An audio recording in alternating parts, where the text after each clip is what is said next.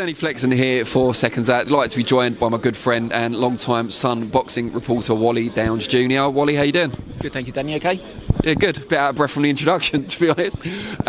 We saw a great fight, as it turned out, on Saturday night at Wembley. Anthony Yarde giving everything he had.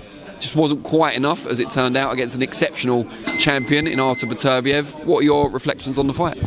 Just that Anthony gave a fantastic account for himself and come up, I don't think just short, come out short. I think that the gulf in experience and probably fitness came to show in the end. I think he did look tired between 4 and 5 when a gum shield was coming out, but when you're being pressured by a fighter like that, I don't think that's any surprise. I think the great thing for Anthony to come out of that was that in previous defeats against Arthur, he'd come up sort of technically, he was out jabbed. Kovalev before that, his engine went.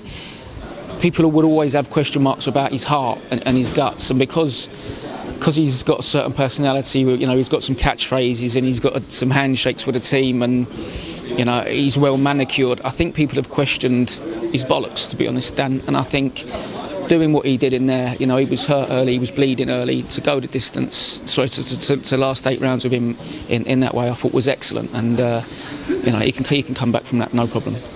It has to be Beterbiev, Bivol next, you would think, but Canelo's obviously hovering on the horizon as well. Would you like to see the Undisputed unification? Yeah, I think everyone wants to see an Undisputed. It's all we want in this sport, isn't it, to know one champion. You'll have Callum Smith, I think he's due as a WBC mandatory, so Callum will be pushing for that, as he's right. Paid enough sanctioning fees, I'm sure. But yeah, I would love an Undisputed fight to happen now. But Callum will be banging the door down, and Canelo's the biggest cash cow in town, so I'm sure he'll have a say on how things go as well. And just before the main event on Saturday, we saw an announcement for a different type of showdown between Jake Paul and Tommy Fury. What did you make of all that? Not just the fight being announced, but the actual pre-fight kind of back and forth. Well, luckily enough, BT Sport arranged for me and the Daily Mail to go and spend 10 minutes with each before. And they both come across really well. Jake Paul is a very intelligent fella. I mean, really intelligent. The stuff that he's doing with MMA fighters, trying to get UFC fighters more healthcare and more pay, is admirable. The way he talks about boxing. I even sort of asked if he changed much, because he's made his name by saying some pretty X-rated stuff, about fighters, his wives and girlfriends and stuff, and that seems to have finished now. And he did say, I was 23 then, I'm 26 now. I had to say a lot of rubbish to get recognised.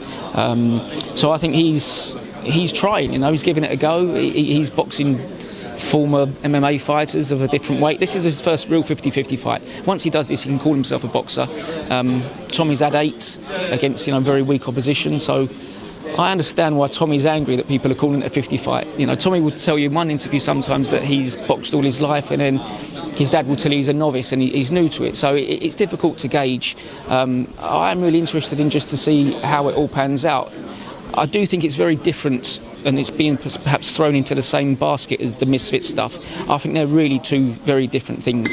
And good luck to Tommy and Jake. It's not something that I would pay to watch. I've got to be honest. If they ask me to go and work at it, that's my job, and I'll always do it. But I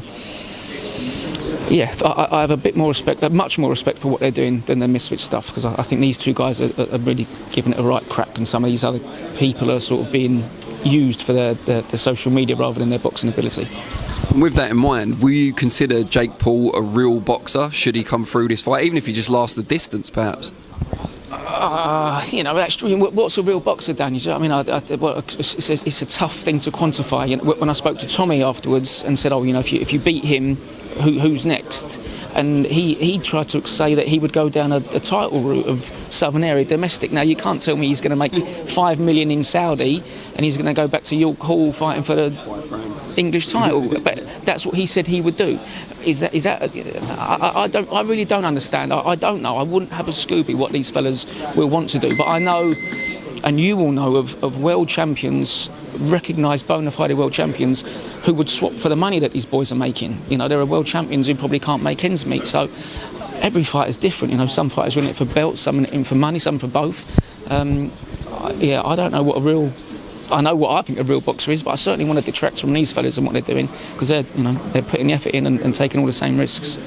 Now, just finally, and talking of risks, we're here at the Performance Centre in Harlow. Leigh Wood doing a media workout. He's going to be taking on Mauricio Lara in defence of his WBA featherweight title. Very dangerous fight on paper. What do you make of it, and impressed with the risk he's taking? Yeah, I absolutely love the Leigh Wood story. And when he was a regular champion, it was really difficult for us in print to write that. You have to quantify it. For me to have called him a regular champion, I'd have to call Manuel Char a world champion, or even Gervonta Davis a regular champion when he's undisputed. So I couldn't call him a world champion, and that was horrible because of what he did to Kanzu. So now we can. Now he's had that upgrade. It's fantastic. Talking to him about him growing up a Wally Downes Jr. boxer, he never wanted to be famous. He was worried about being famous. He was concerned about having too much money because he come from an area and a friendship group where there ain't a lot about.